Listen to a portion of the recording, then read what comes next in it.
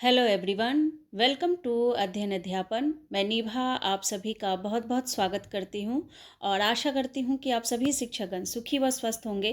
तो देखिए, स्थानांतरण की प्रक्रिया में गति हुई तेज और यहां पर टीचर ट्रांसफ़र से संबंधित क्या कुछ अपडेट है वो हम लोग जानने वाले हैं। इसके अलावा कनिये से कम वाले वरीय शिक्षकों का वेतन बढ़ेगा, तो ये क्या अपडेट है वो भी हम लोग समझेंगे।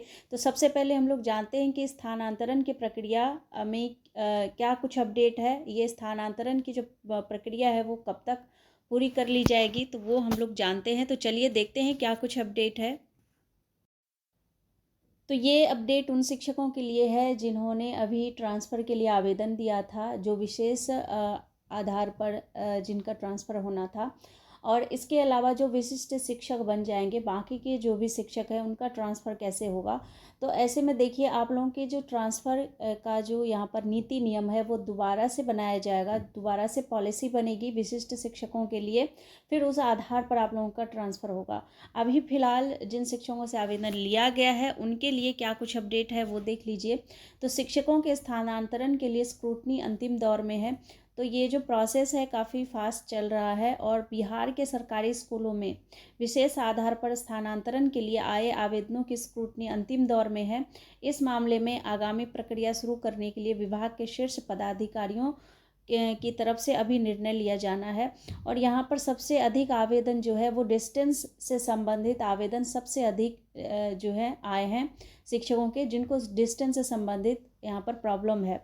सूत्रों के अनुसार जनवरी प्रथम सप्ताह तक तबादले की प्रक्रिया प्रस्तावित की जा सकती है। तो जनवरी 2025 के प्रथम सप्ताह में आपको ये प्रक्रिया जो है वो यहाँ पर प्रस्तावित नज़र आ सकती है। और यहाँ पर ये बताया जा रहा है कि विभाग स्क्रूटनी के बाद स्थानांतरण की दिशा में जरूरी तैयारी सोचना शुरू कर दिया है। हालांकि यह तय हो चुका है कि पोर्टल के जरिए ही स्थानांतरण किए जाएंगे। तो ये बहुत बड़ी सुविधा है कि पोर्टल ही बना दिया जाएगा, जिसके तहत जो है आसानी से स्थानांतरण का जो प्रोसेस है वो कंप्लीट होगा। स्थानांतरण शिक्षकों का आसानी से हो पाएगा। सूत्र बताते हैं कि इस हफ्ते बाद स्थानांतरण की प्रक्रिया में गति आ जाएगी और विभागीय पदाधिकारी इस तैयारी में लगे हैं। विभाग अधिकतम शिक्षकों को संतुष्ट करने की रणनीति पर काम कर रहा है। तो अधिक से अधिक शिक्षकों का ट्रांसफ़र हो सके, इस पर विभाग जो है काम कर रहा है।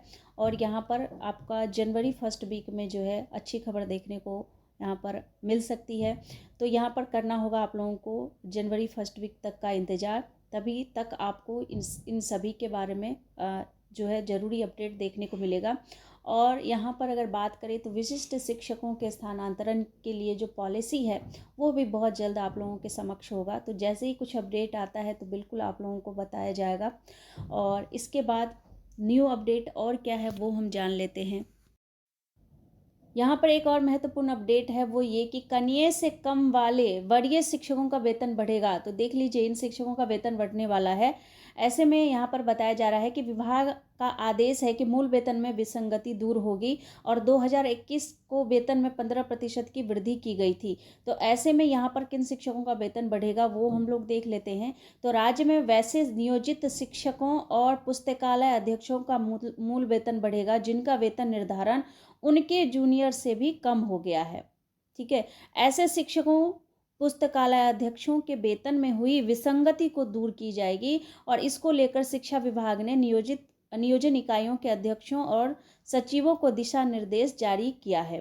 तो इसीलिए ये जो है बहुत ही महत्वपूर्ण है। और इसके अलावा विभाग की ओर से जारी आदेश में कहा गया है कि 1 अप्रैल 2021 को देय वेतन में 15% की वृद्धि की गई थी। इसके बाद फिर नवंबर 2021 के प्रभाव से पे मैट्रिक्स में बदलाव किया गया।